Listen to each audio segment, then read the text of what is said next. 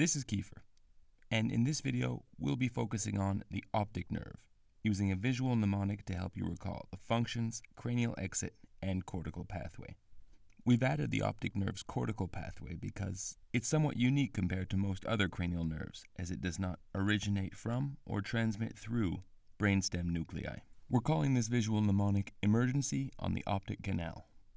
Here on the banks of the optic canal, we like to keep things pretty peaceful, and in order to help accomplish this, we're going to set a speed limit. 2 knots per hour seems reasonable. This number 2 on the speed sign should help you recall that the optic nerve is the second cranial nerve. A speed limit is great, but we should probably have someone around to keep an eye out. And I can't think of anyone better than the sensei, our reoccurring symbol for sensory information. This should help you recall that the optic nerve is a sensory nerve, where receptor cells in the back of the eye, called the retina, transform visual stimuli into electrical impulses which are carried to the brain, facilitating our sense of sight. To hammer this home, we'll be adding this telescope to represent sight. Using this telescope, the sensei scans the optic canal, and when these canal lights enter his visual field, there is an increase in ambient light intensity, sometimes referred to as luminance. To deal with changes in luminance, we rely on a mechanism known as the pupillary light reflex, a feedback system which alters the diameter of the pupil depending on the amount of surrounding light. In bright environments, we only require a small amount of light to enter the eye to illuminate images. Thus, the pupil constricts. In the sensei's case, there has been an increase in luminance. Light enters the pupil and is perceived by ganglionic receptor cells in the retina, which encode these visual stimuli into afferent sensory nerve potentials, which travel through the optic nerve to the brain. Here, luminance is processed centrally, and in this case, with the sudden increase in light intensity, it's too bright. This prompts efferent motor impulses to be produced and propagated via cranial nerve number 3, which innervate sphincter muscles in the iris, the colored part of the eye, causing pupillary constriction. We'll cover the motor function of this reflex in our third cranial nerve video.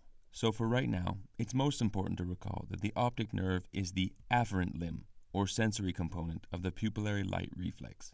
It's important to recall that this reflex is consensual, meaning light shone into one eye will affect the other eye, represented by this second telescope, which also constricts despite not being directly exposed to the increased luminance. On the other hand, if the optic nerve is damaged on one side, we see the telescopes becoming larger on both sides, illustrating that neither pupil is able to constrict. This is referred to as consensual reflex loss. This means if someone presents with one light-sensitive pupil and one which is unresponsive to light, it's unlikely the problem is solely restricted to the optic nerve.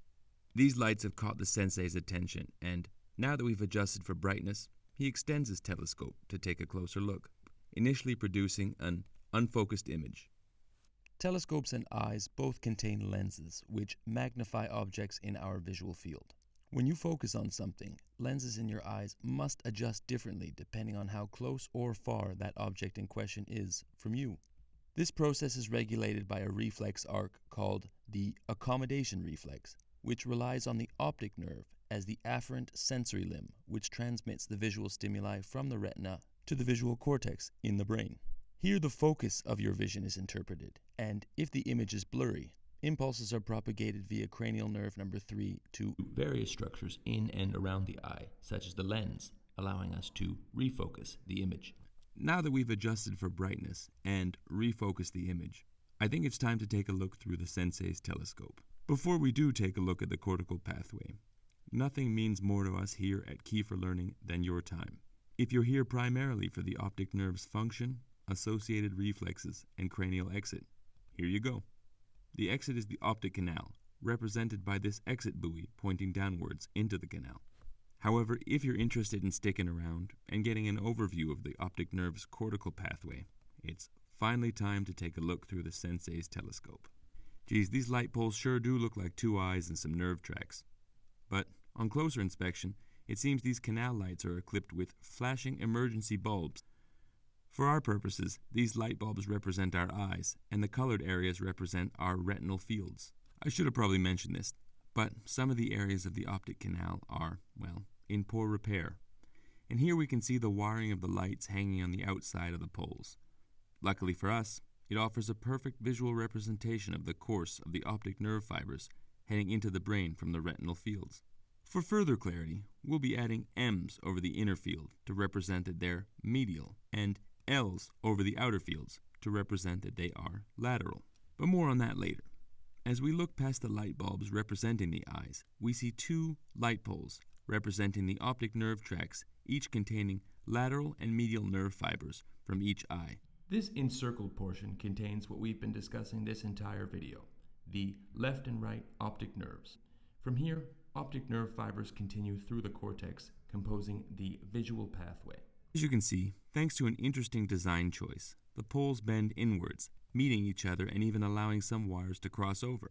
This is to represent that our optical fibers originating from medial retinal fields cross over at the optic chiasm. To help you recall that medial fibers cross over at this point, we're going to be adding a maritime crossing sign. Medial crossing, maritime crossing. I think it works.